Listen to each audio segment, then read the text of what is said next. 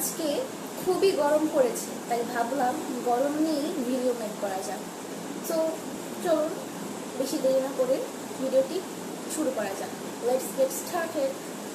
বাইরে খুব গরম পড়েছে, এটার ইংরেজি আমরা সবসময় বলতাম ইটস ভেরি হট আউটসাইড, কিন্তু এটা খুবই কমন সেন্টেন্স। এটাকে যদি আমরা অ্যাডভান্স করে বলতে চাই তাহলে আমরা বলবো ইটস স্কর্চিং আউটসাইড।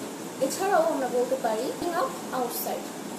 আরও যদি অ্যাডভান্স করে বলতে চাই তাহলে বলতে পারি there is sizzling outside. There is sizzling outside.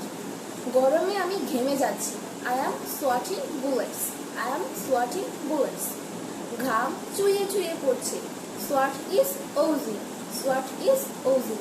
ঘাম চুইয়ে চুইয়ে পড়ছে। ইটস টু মাচ হট, এটা আমরা সব সময় বলে থাকি, এটা খুবই কমন সেন্টেন্স। এটাকে অ্যাডভান্স করে আমরা বলবো hotter than hell. Hotter than hell.